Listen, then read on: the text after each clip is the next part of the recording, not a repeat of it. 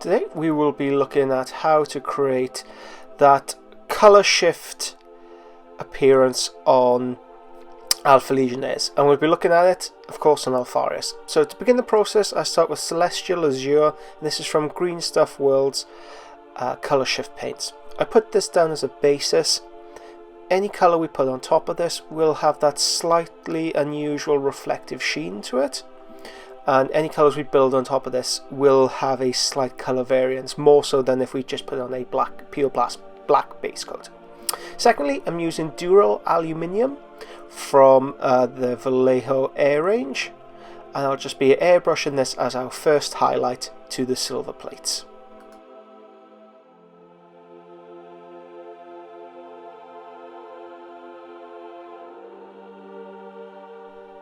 Next up, we are using aluminium. So this is again from Vallejo.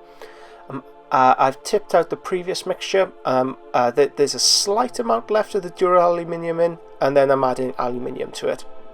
So it's not quite as aggressive as a pure hue change between the two. There's still a little bit of the excess color left over, and this will just help with the overall blend going forward. So I'm going to airbrush this in all the highlighted areas, anywhere I feel like the armor has more shine or more sheen, more reflectiveness. The key thing to remember when doing this kind of technique, when we want this nice color shift, is to have a very strong contrast in this initial layer.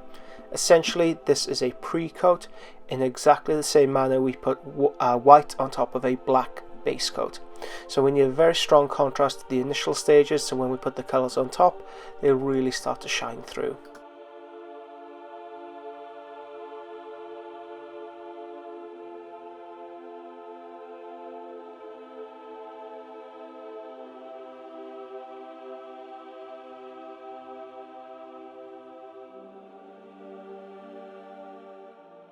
To heighten the contrast, I'm using black from Vallejo. That's just an air color range. The thinner I'm using is Forge Worlds. I know it doesn't help because it's gone out of circulation, but try the scale 75 stuff, it's really good. Now I'm adding this into all the shadows, in all the shaded aspects of Alpharius' armor. Again, in order to produce that contrast, that very high contrast.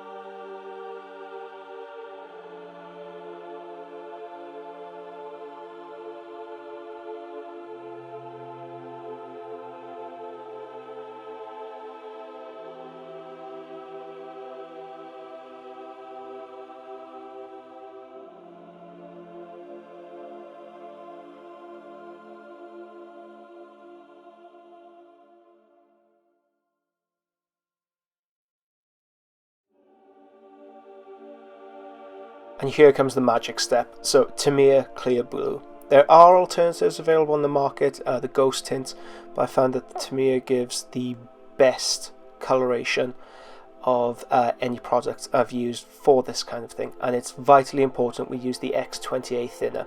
You can buy X20A lacquer for this, which will help thin down the paints a little bit more. People have experienced a better dilution with the lacquer, but personally I found the X20A to be good enough.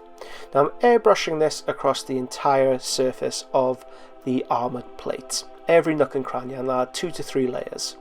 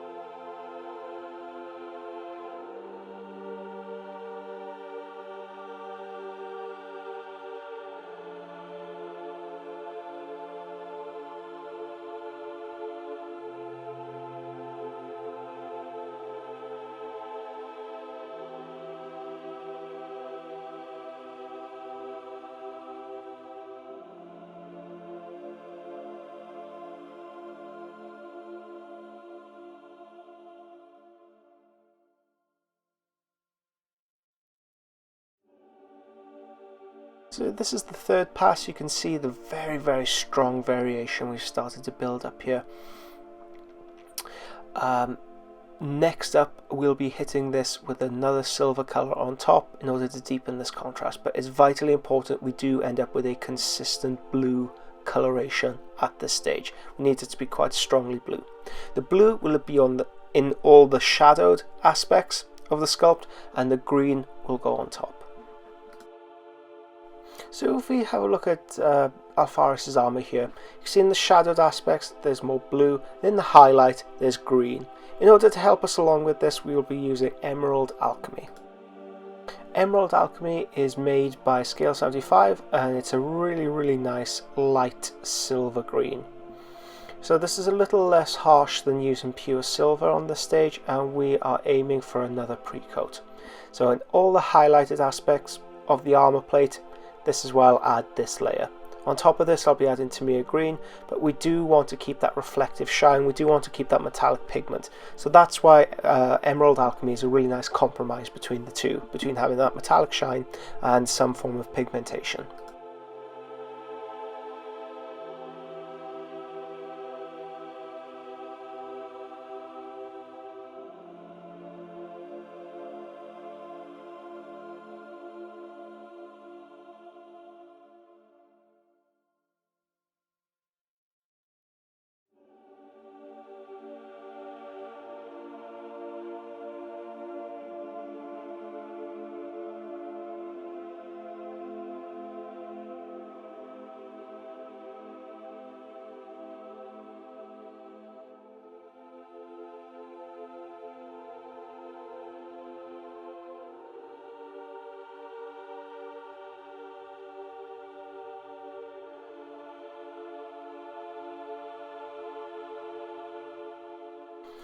If you do find that you have troubles locating where the highlights and shadows exist on the miniature, after the blue stage and before the emerald alchemy stage, take a few photographs of this directly underneath a strong single light source.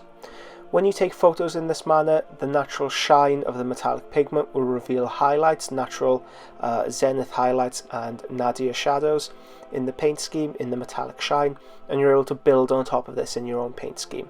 But essentially I'm using the emerald alchemy from a 45-degree angle or higher to simulate natural daylight and natural highlight to all these armor plates and the little scales that come with this armor.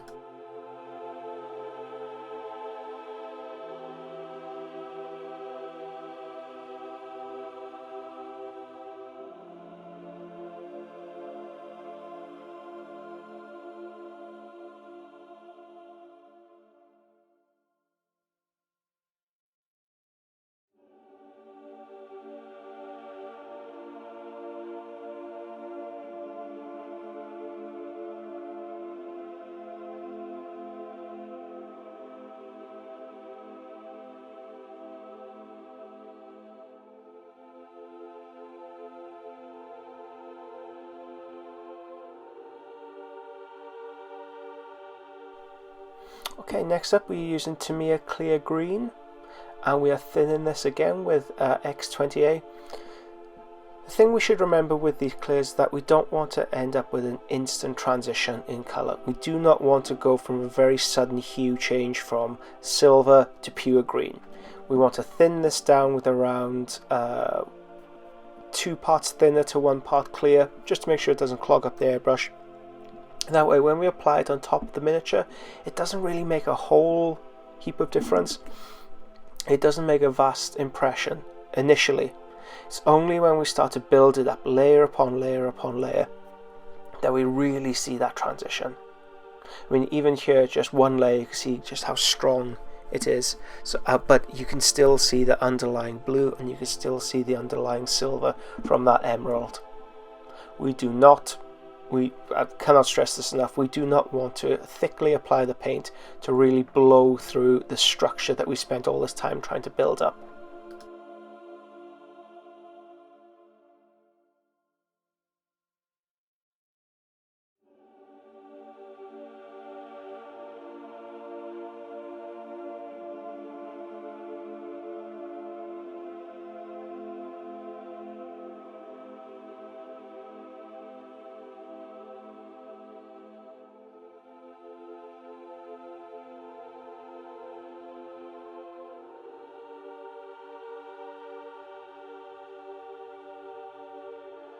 The finishing touch to the airbrush stage is applying cobalt blue, and this again is a green stuff colour shift paint to the top highlights. So this should cover the scales from a 45-degree angle, imitating natural light hitting the armor plate. This is our final highlight. It will impart a metallic sheen to the upper highlight and also give a very, very pleasing nuance to the armor plate, because it's slightly different, it slightly shifts. And I think it's a little bit better than using straight up silver. So that will be it for this video. We'll be covering what to do with the scales and the metallic portions of the armor in the next video. Thank you very much for watching, and I'll catch you next time.